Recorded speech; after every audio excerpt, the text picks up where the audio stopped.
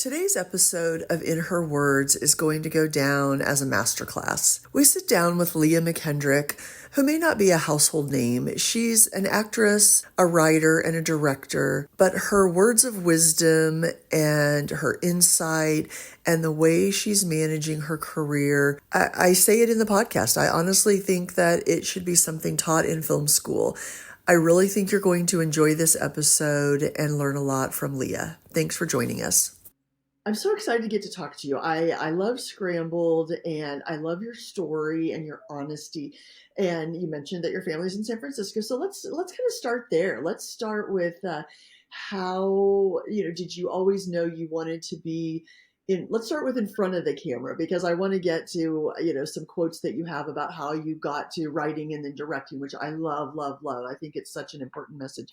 So talk to us about your, what did you always know you wanted to be? Were you, creative family? You've talked about your heritage and how all of that comes into play. So tell us a little bit about how you, got started even, young age.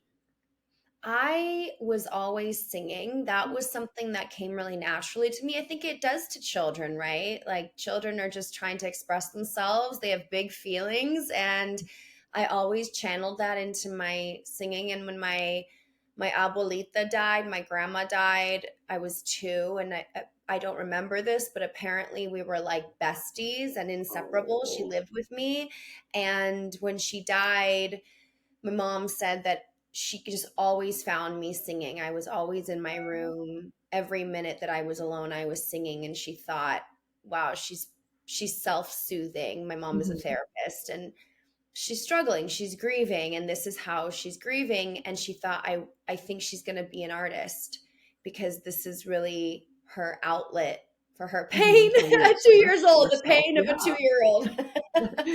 And but I think that was my first real loss, right? And um obviously I didn't know back then, but I was always, once I started talking, I was always saying I'm going to Hollywood.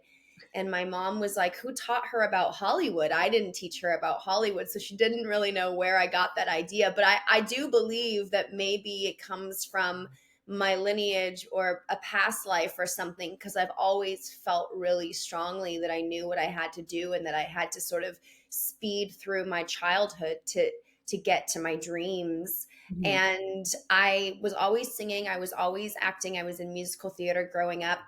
But unfortunately, and I don't think it's particularly gendered, but how can it not be?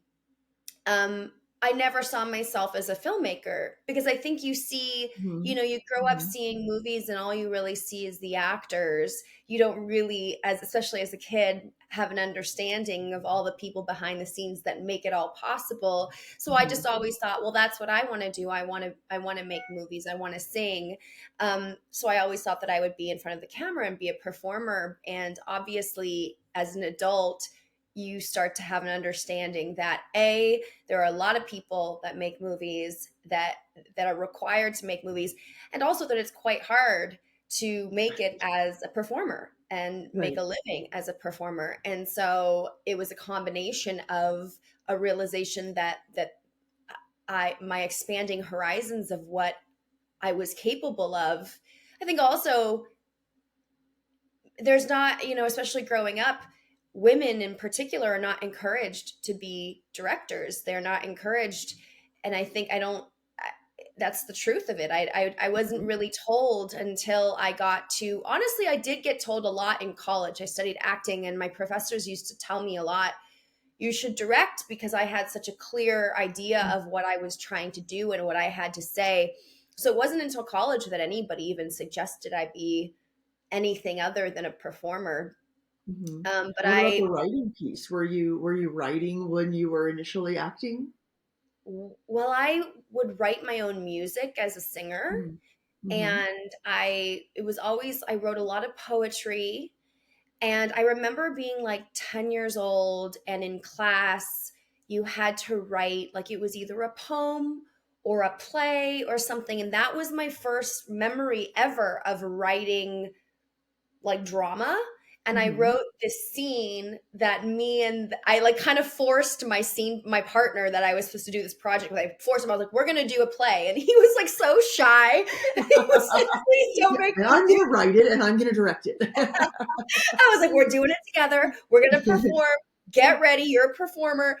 And I remember him being like, oh God, I got the wrong scene partner." And I wrote this scene, and I remember performing it for the class. It was my first time ever writing anything like that would be performed, and everyone just loved it, and everyone was laughing so hard, and everyone really cheered for us, and he was so great in it. I was really proud of him, my scene partner, for really Oh like my gosh. showing up even though he was quite shy and that wasn't his usual set of skills that he utilized.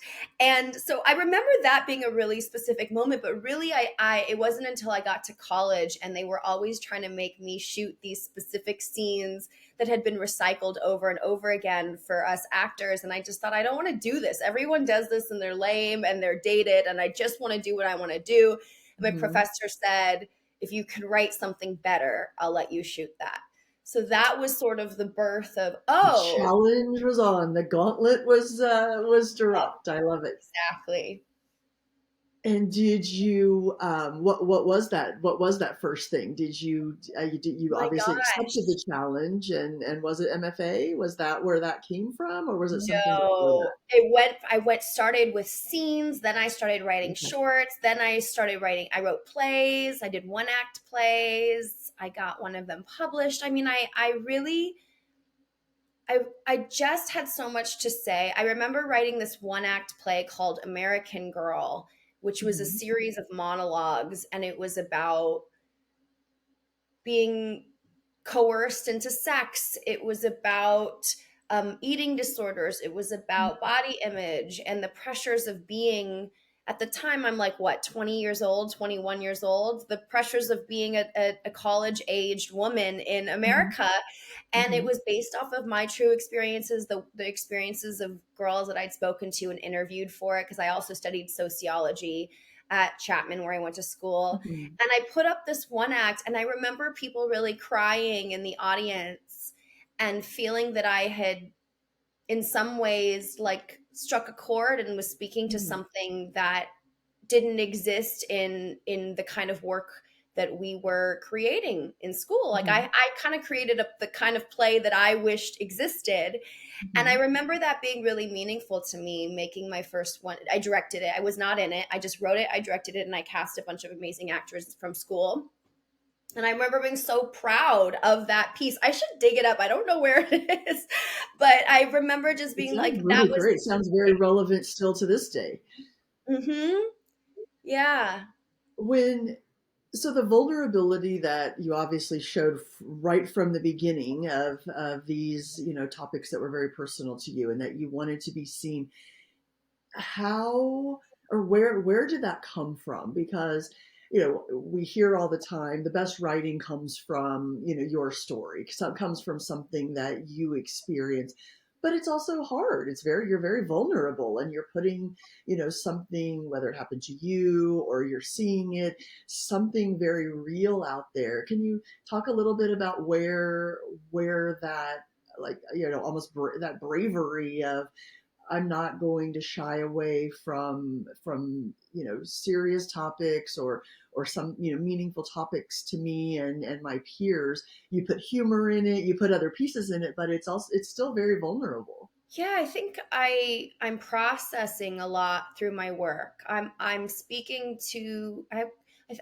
my work is a lot of questions. I don't feel that my work is a lot of answers, but I ask Mm-hmm. a lot of questions in my I love work, that.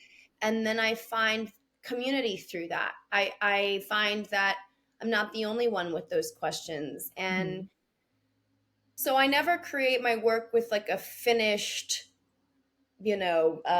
answer that I'm ready to Mm-hmm. share the good word with the rest of society. It's usually just me grappling with my womanhood, grappling with my humanity and my pain Mm-hmm. and my grief and my insecurities. And with Scrambled, I had frozen my eggs in real life and felt very isolated in that experience, and Mm-hmm. kind of let down in some ways by cinema, that there didn't seem to be a movie that had captured my experience of freezing my eggs, and Mm-hmm. um, it makes you feel even more alone when that experience doesn't exist in pop culture, to be Mm-hmm. able to feel affirmed and seen. And isn't that the point of movies, right? Right. To see Right. ourselves reflected and each other, and learn about each other, and learn about what it means to be human. And so I thought I learned so much from this process. I grappled with so much from in this process. I saw myself. I saw new sides of myself in this process. I want to Mm-hmm. talk about it. And if I'm feeling this way, and I know that a lot of women are freezing their eggs, because I've seen the statistics, and we just came through a pandemic, and a lot of people were like, I was planning on meeting my husband this year. I was planning on, finding the one, and now I'm alone in my room, and I can't go out the door, and I can't Right. even see my Right. own parents. So I felt like, in some ways, egg freezing spoke to this experience of the pandemic, of running out of time, and how much longer, but also women specifically in this moment in history where a lot of our moms told us to pursue our dreams, to that we didn't need to have children immediately. And then we've hit this wall where we're like, well, we're fighting in our careers, we're achieving more than we ever have, and yet we're being pulled backwards by our biological clock, and we feel a little imprisoned by the reality of our biology, and Yeah. the Yeah. differences between us and men, and they're inescapable. So I had a lot to talk about. So more than anything, I don't say that my work is my therapy, but I would say that it helps me process what I'm feeling. And just the way that that they say, like, if you have questions and you're grappling, why don't you write like a free form, Mm-hmm. just Mm-hmm. conscious, what is it called, stream of consciousness. That's kind of me with my scripts. I mean, it sounds weird. My brain now can figure out how to format it in that way, but sometimes I'm just listening to my characters, and I don't have a plan of where the scene is going to end, Mm-hmm. or where even the movie is going to go. Sometimes I have an idea, but sometimes I'm just like, and now we're going to start this story, and this is where it begins. Mm-hmm. um Mm-hmm. so that was kind of the case with Scrambled.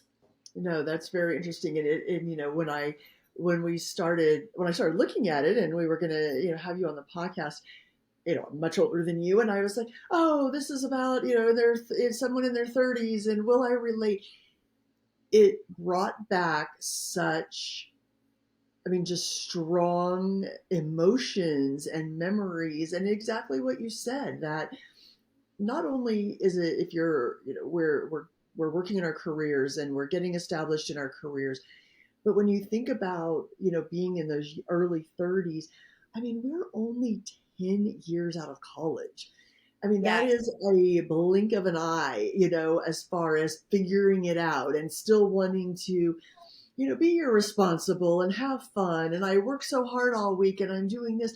Not that, oh my God, I work so hard all week at my career, I have to work on having a baby this weekend, because Yes. it just felt in that. I really, watching it, just, I really felt that push and pull of your character, seeing friends doing this and feeling like, oh my God, I'm so far behind, I'm a loser. And then other aspects of your life being like, I am ahead, or I'm right where I should. It is such that time in our lives is such a mix. And exactly what you said, the biological clock is what it is. That's not something that, somebody puts upon us, or that it is what it is. And Mhm. it's really an interesting topic. And to your point, it is not talked about. I would back, and again, I'll age myself back, but what was it Diane Keaton with Baby Boom? Was that what it was called? Baby Oh my Boom God, with I love Diane, Baby Boom. baby. Yeah, and it was, she was like, I'm never going to have a baby, I'm on my career path, and da da da. So there's been these little kind of, pieces of it, but it really is an interesting, and for you to put so much humor in it and so much feeling in it, and so much real in it, was really interesting, and maybe made it entertaining. And but it's a big topic. I think we can see whether you're, trying, in front of the camera, behind the camera, in finance, in law, in medicine, in whatever. It's there. It's there. That question is there for us as women. One of the you had a quote or in one of the articles I was reading about, talking about, acting and being in front of the camera, and then like you said, your professor, but so then you start writing to get good parts. Then you start directing so that your baby's not going with someone, your isn't going to it was someone else. You're protecting those scripts. Can you talk a little bit about that? Because I love that evolution, and I love that. Um, I mean, I could just the pride that I see in you making these decisions of I'm going to make good parts, so I want a good part, so I'm going to write it. And it's not that so many are like, I need someone to give me a good part. Why isn't there a good part for me? You're like, it's almost that if there's not a seat at the table, pull up a chair. And Yeah. so I loved kind of that message that you were sending. So can you talk a little bit about that evolution? Yeah. I it's really easy, especially in this business. There's so many gatekeepers.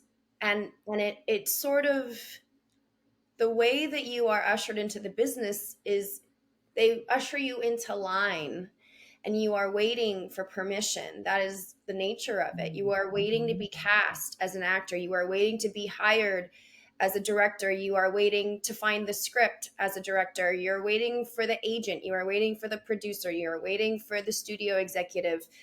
You're always waiting. And I found that immediately in my career coming to LA. I mean, I did have some early luck. I feel like I got, a couple indie films immediately, and I just thought, Mhm. "Oh, LA is so great, and we just all become friends and we get to shoot movies." And I had a rude awakening when I realized that I'd had some kind of like beginner's luck, and a lot of the reality of the business in Hollywood was um hurry up and wait.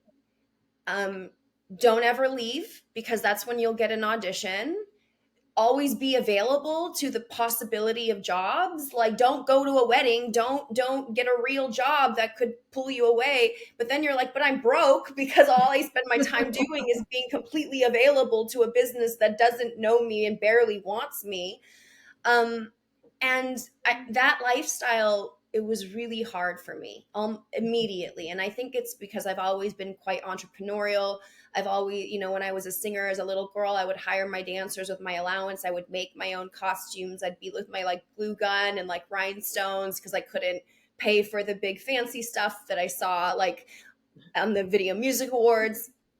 So I was, and I would like record my own little demos like on my karaoke machine. Like I've always been a doer, right? I'm Mhm. Mhm. hungry. I'm a hungry human. I want to work. I like to make money. Even as a little kid, my parents provided for me, but I still wanted to have my own money. My I mom love used to that. say that as a little girl, I was always coming up with businesses so that I could save up for specific things I wanted. I was all, when I wanted a kitten, I would like kind of pitch my parents why they should give me a kitten, and they would negotiate with me. You got to get this on your report card. Okay. And then I would get that on my report card and I would go get my kitten. I was a businesswoman at all times. And so getting to LA and immediately put in this role as an actor where your job is to be training and to be auditioning. And that just was not enough for me, because even when I would get the role, it was so rare that I was proud of the project. It was so Mhm. rare that I felt that it was like an expansive experience. Mhm. And writing my own material and getting and producing my own short films and producing my own work gave me a crumb of control in a world that felt so powerless. Mhm. And to be totally honest, I don't know that I ever early on, I don't know that I ever expected any of my own content to do much for me. I think it was a Mhm. way for me to work and a way for me to act. Mhm. And I started to realize that the work that I was making, the work that I was writing and producing, was getting me to the top festivals, was getting me to the Yeah. places I wanted to go faster than Right. millions of auditions were. And I felt a little like an imposter where I didn't want anybody to know that I had like written and produced and made all this, and financed everything, because I thought that it made me not look like a real actor. Like I beat the system by, I gave myself the role, I didn't win the role. Oh, And I didn't interesting. realize that it was actually kind of awesome that I was the mind behind all of it. And Very then I started to awesome. change and I started to Yeah. go, how about I don't want to hand over credit, Hmm. Mr. Director guy that I hired? How about I'm not going to hide behind you anymore and act Hmm. like you just cast me. Like I was almost like making myself small in the industry because I wanted the industry to believe that I was pretty enough or talented enough to act in these projects, when really I was smart and hardworking and determined as hell, and that's how they were getting made. So it was a big sort of emotional journey, and maturity. I had to really kind of face myself in the mirror and go, just because I'm the one making the thing doesn't mean I'm untalented. Maybe it means that I'm more talented. Maybe it means that I'm multifaceted in ways, and maybe it means that all of us storytellers that are thinking that we got to stay in line, or thinking that we have to stay in our lane, maybe we're all good at a lot of things.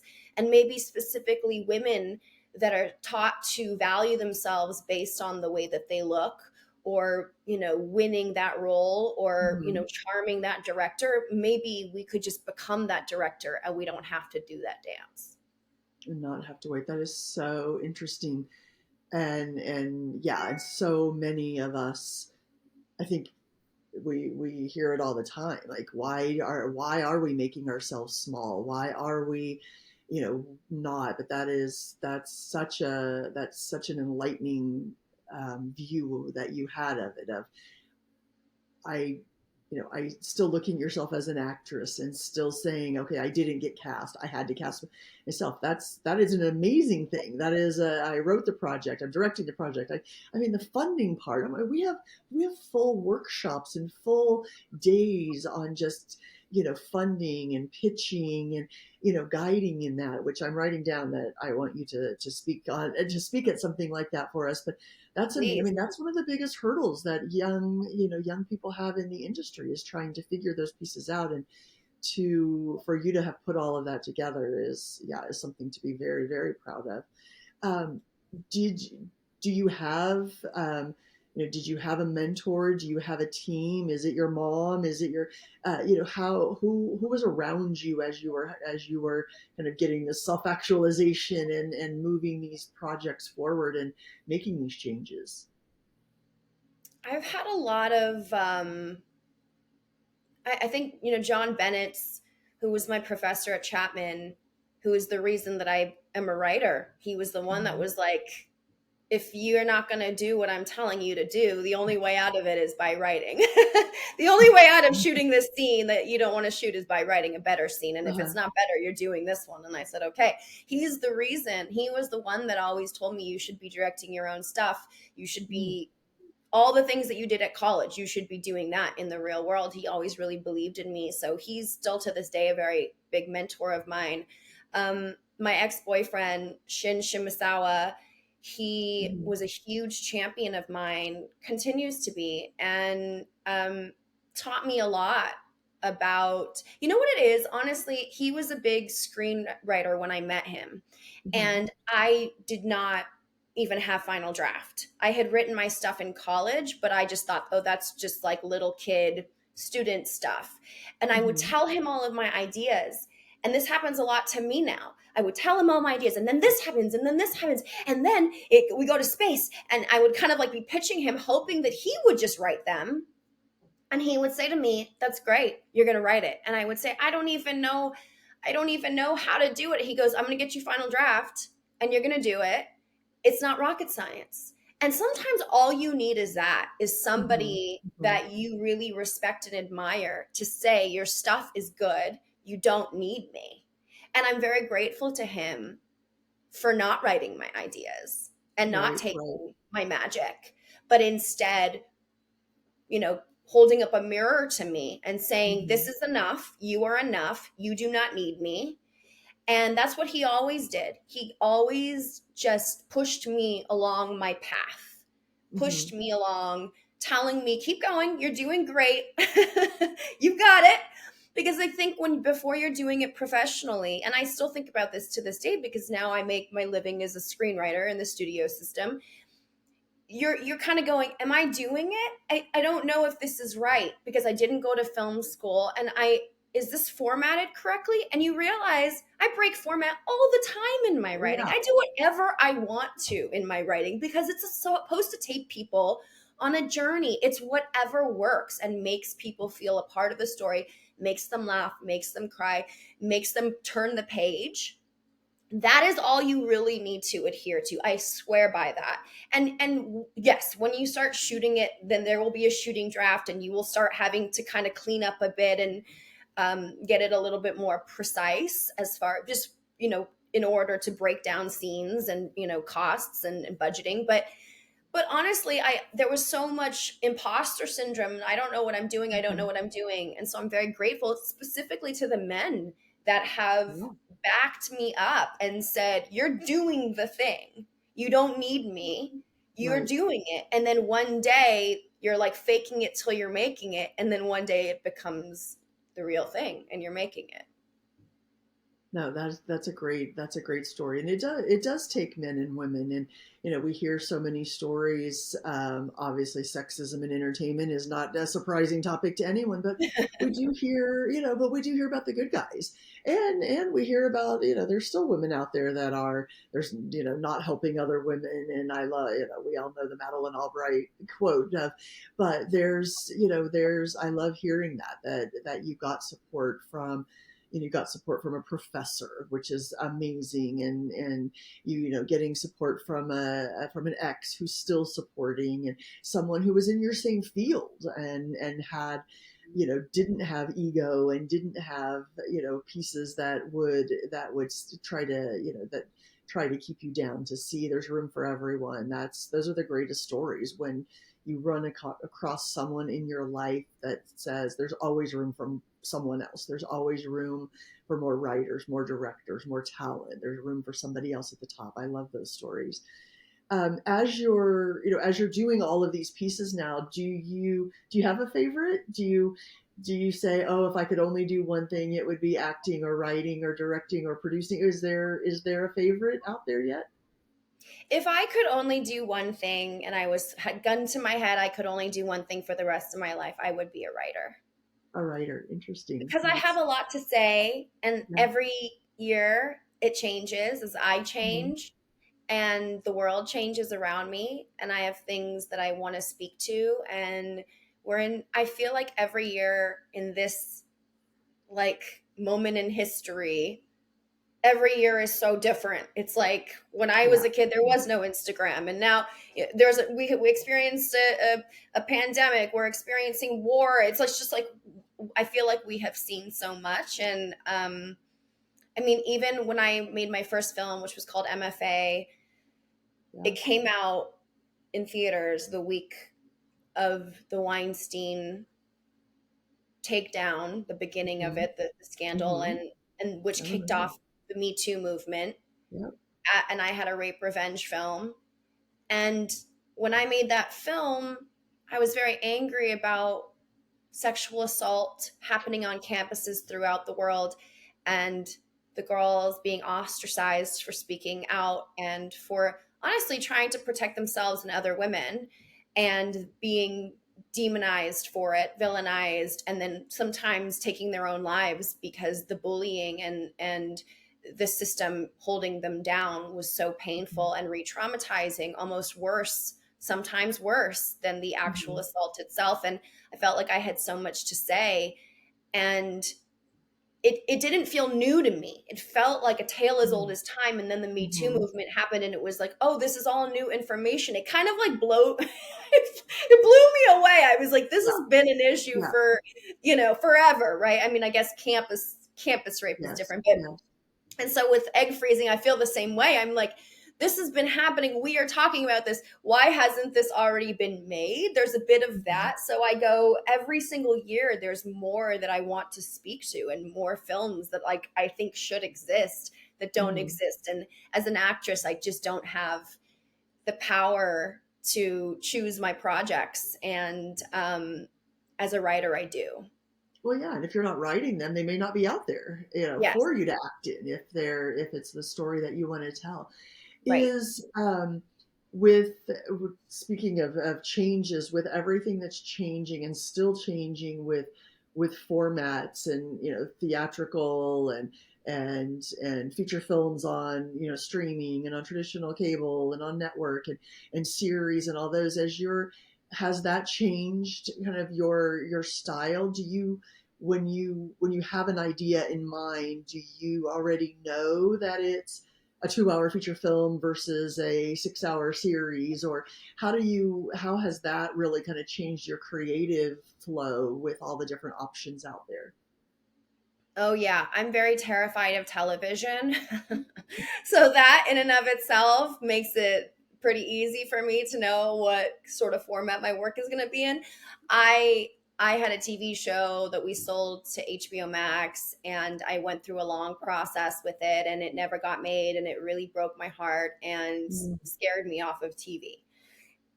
And I'm getting brave again. I'm developing another show, and we'll see how that goes. Uh-huh. But I Uh-huh. have been terrified of TV because, and this is what I tell a lot of filmmakers that come to me when they're like, I wrote a pilot, or I want to write a pilot. I go, it's a really specific format because you can't make it independently. A film, Oh, you can interesting. write the big version, and if it doesn't get made or Hmm. you don't set it up, you can find a version within that film, pare it down, that you could go out and get $1 million yourself, and you could make Hmm. that independently, and you could get that distributed by the studios, or you could self-distribute it. Like, there is a route for Hmm. independent film, and TV is so much harder. I Hmm. know that there are like festivals now. Sometimes I think South by has like an independent Hmm. episodic Hmm. like section now, which is great, but it's not like you can make an hour of TV and put it on HBO. Right. They're gonna, if they see it and they want it, guess what? You're going back to the drawing board, and you might have to Right. And it's reshoot now that. 8 hours. Yeah. Yes. And so I TV scares me because it feels that no matter what, at some point the gatekeepers, I'm coming face to face with the gatekeepers. And with Interesting. film, I feel that in some ways I can detour away from the gatekeepers, and I can go and I can raise financing like I've done before, and I Hmm. can make something, and I can go to South by Southwest and I can get it picked up by Yeah. a distributor, or I can self-distribute and I can do the festivals. Like, I believe in indie film, and I have not yet seen how I could figure out my pilot without a network. Right. So Right. No, I'm that very is leery of interesting. television. I'll be honest, I'm very leery of television. Yeah. But after watching The Last of Us, I just was so enamored Hmm. and quite jealous, specifically of that episode, the love story episode, Hmm. that it was so beautiful and heart wrenching and showed a whole new color of this dystopian, you know, Hmm. landscape, Hmm. that I thought in TV you get to do that. In film they would say it's beautiful but it's fat. It's got to go. It's not Right. Right. propelling our plot forward or our Hmm. heroes forward. These are like Hmm. side characters, and they would make me cut it, and it would break my heart. But in TV you can do that. You have the time, you have the audience, Hmm. and so that was the reason, watching that was the reason that I thought, I think I'm brave enough to get To back go to back TV there. after a few years, because I want to be able to tell stories that expand the world, give it scope, Hmm. and and I don't have to always be so economical Hmm. about what I want to Hmm. say, that I can have some interludes in there. Well, that's a really, really interesting perspective, and I'm trying to think. I mean, we hear a lot in conversations, through our organization about the second piece, that television or series, cable or streaming, that gives me more space, that I can take my story beyond 2 hours, or what would be two episodes, and they can go Yeah. 5 hours, six, that piece. But the flip side of your insight into, though there's not independent television making, that's a really interesting perspective that I honestly don't think I've heard, that that the independent film side, there is distribution. We had a really, really interesting panel at our summit that talked about the distribution channels that did Godzilla -1, that did the Taylor Swift doc, that Mhm. did and then Angel Studios, who, those organizations are even more independent, doing, in the studio. So there really are a lot of options in film to go, and obviously raising your own money for the production side has always been there. But that's a really interesting perspective, where, on the television side, that it is, while it's expanded and there's so much more going on, it's still more old school in structure, and more, Yes. more old school in the on the business side of things. um, And it, take it from somebody who on my TV show had big, heavy hitters, 800-pound gorillas on the producing side, uh, mhm, my showrunner, my star. I mean, it was the dream. It's the mhm, dream that you pray for as a TV writer. mhm, And it still didn't get made. And then we went through a process of taking it out of Max and mhm, shopping it. And it was, it was a comedy about suicide, but it was based on a mhm, true story. It's a mhm, tough one though. But after a pandemic, people mhm. are afraid of some heavy stuff and some riskier stuff. And I will say it's one of those that has to hit that perfect note. I'm Right. very proud of it. I think it's some of my best work as a writer. But at a certain point, it's like it there's only a handful of places Yeah. that can even Yeah. make it, That can even, yeah, that would that even even be. make television. It's a Mhm. handful of places, and then when they all pass, it's dead, and Yeah. you can't do anything with it. And that broke my heart. It was to me, it was like, okay, so no, what now? What do we do? How do we? And it was kind of like, well, it's dead for now, and we revisit in the future.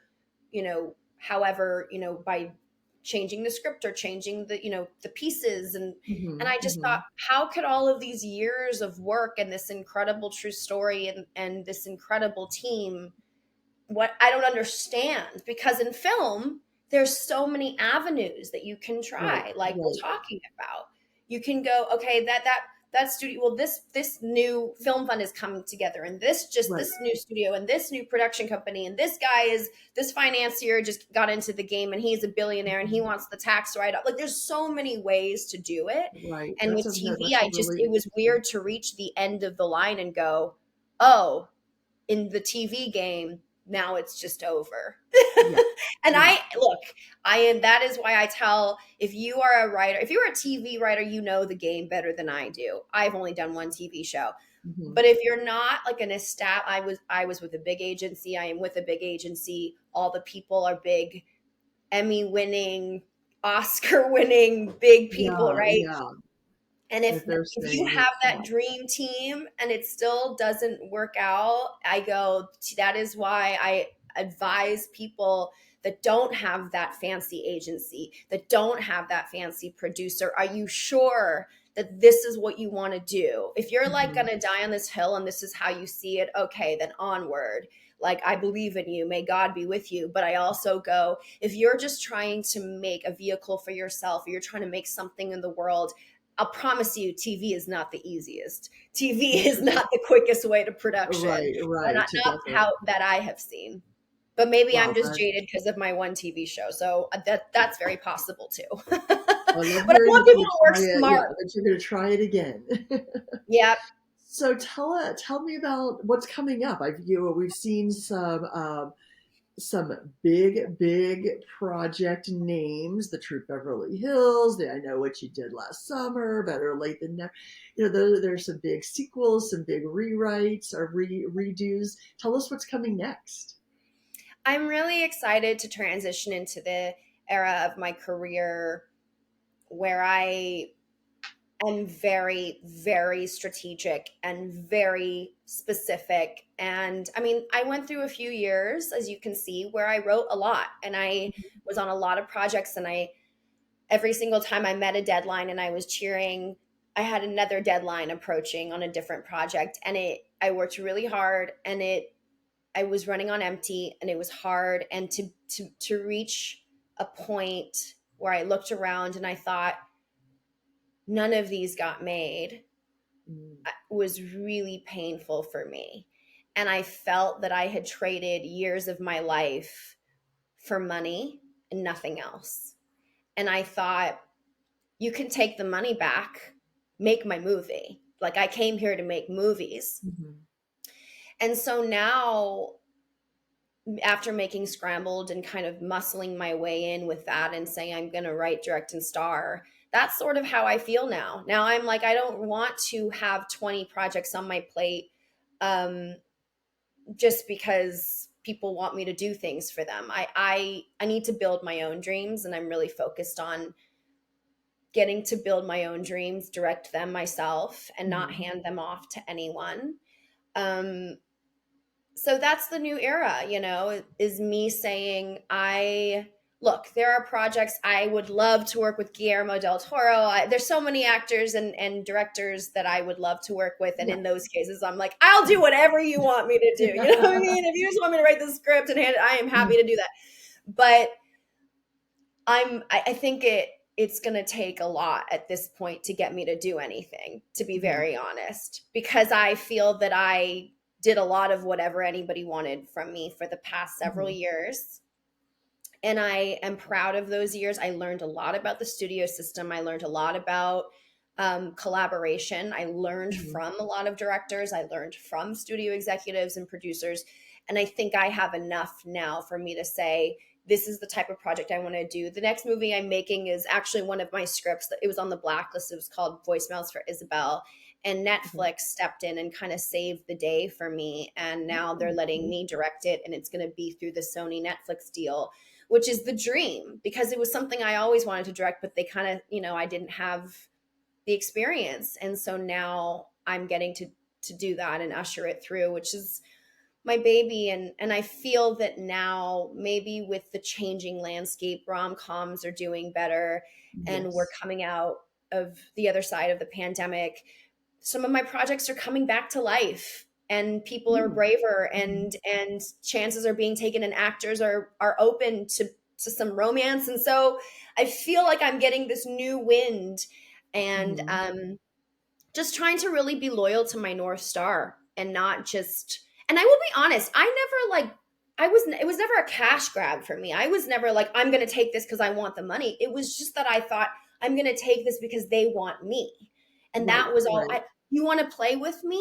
I'll play with you. And now I'm going, thank you for wanting to play with me, but not right now. I'm playing Right. with Right. myself right now. Or I'm playing with these specific, getting so sexual. Yeah. I'm playing specifically the way that I want to play the game that I want to play, and Right. for better or for worse. Oh, that's so, yeah, that's so just self, realized at such a young age, and to learn through these pieces of your career and take them is, it's so refreshing, because it's really 30, usually it's 30 years later that you're like, oh, I should have done this, and I should, and just to hear your story and to hear you not only learn as you go, because we do hear that a lot, but to adjust Mm, because you're learning as you're going is just so, that's a really refreshing. And I feel like this whole episode of us talking, I should edit it and have it all packaged and send it to every film school, every writing school that that is out there, because you are really, like you said, not only learning from your work, mistakes, successes, learning from it, but adjusting. Taking those Yes. learnings and really making changes is not what we see every day. We see, we don't usually see that reflection and that action until so much further down the line. So impressive. Just so it's such a joy to hear that and to talk to you. And I know we're almost out of time, but I want to ask you, as you're having a little downtime, now, can you share, what you're watching? What do you watch for fun? What do you read for fun? What do you listen to for fun? Just and don't be shy, because we have a lot of Real Housewives Hell yeah. millennials that come on. They're like, when I have downtime, I'm watching the Real Housewives of Solid. But is there Yeah. anything that you're watching that really just kind of lets you escape? I really love 90 Day Fiance. I'm very big on reality television. I just finished Love is Blind.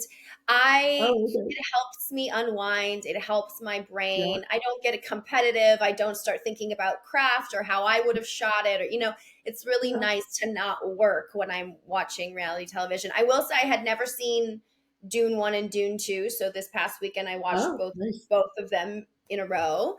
Yeah. And that was quite an experience. I mean, Denis is one of those. Oh, Arrival is one of my favorite movies me of all. too.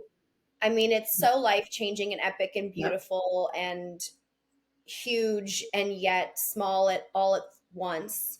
And he's the type of person where I don't feel that I can do what he does. His superpower is so specific, and I know what my superpowers are. So I look forward to the day where I can really collaborate with the people that I that when our superpowers can be joined. Somebody like him, because I could never make Dune. I could never, and I don't need to. He's doing it Yeah, yeah, all the no, best, yeah, crushing. he But I is, will say, I did want to say, Gretchen, like going off of what you were saying, like the adjustment, I would advise all your listeners to believe in the power of the pivot, that pivoting is not quitting. Pivoting does not mean that you do not believe in yourself, but you are being smart and strategic, just the way that a tech entrepreneur would. yeah, They are analyzing data, right? What is working for you and what is not working for you. And it's really hard to know if you need to just stay at that same door knocking mhm, longer, but you don't want to spend your whole life knocking at a door. So, and some of this business is just that, and there's no way around it 100%. And I believe that. But I'm also such a big believer that, like, sometimes I think to myself about how, like, the first time that I ever got to be number one on a call sheet in a movie that went to 700 theaters was a movie that I made, you know? mm, I don't know if I was getting there if I didn't make the movie. right, And so I'm right, really grateful for the people that encouraged me and the times that I went.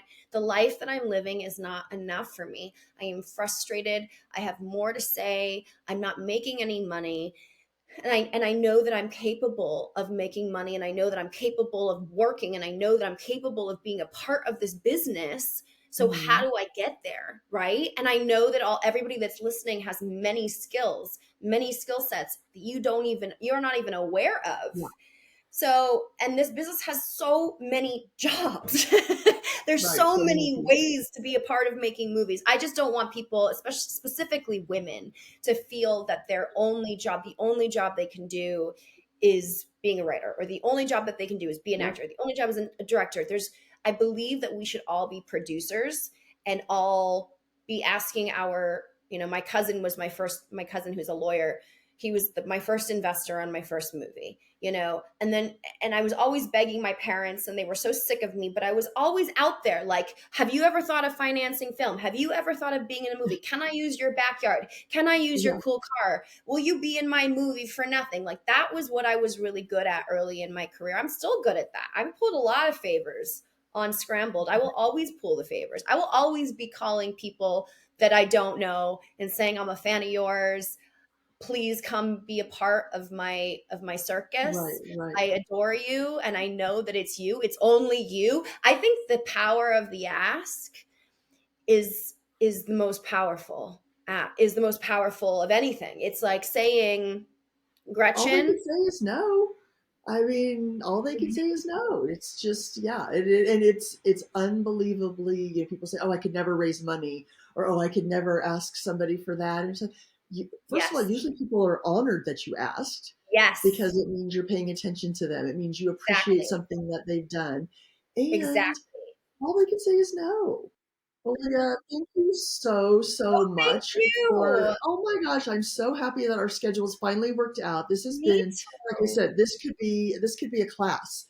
We need to send this to USC Film School and be like, okay, you're watching this podcast today because this is the power of the pivot. This is the power of not staying in your lane. And I think the way that you present it and the way that you present yourself is not in there's so much of, I'm not staying in my lane and bulldoze, bulldoze, bulldoze. And for you, it comes across as confidence, Mm. ability, and we see it paying off in so many ways. So I know this episode, you've inspired me. I'm sure Emma's going to come on and say the same thing, but you're very inspiring, and I really, really appreciate your time. I think this is an episode that a lot of people are going to really, really enjoy. Thank you so much, Gretchen. That's so nice. I'm so happy we found the time. We did it. Yes, we did Yay! it. If you enjoyed this episode, subscribe and leave a review on Spotify and Apple Podcasts. To stay up to date with In Her Words, join the conversation by following Women in Entertainment on our social channels and subscribe to our weekly newsletter at womenandentertainment.com.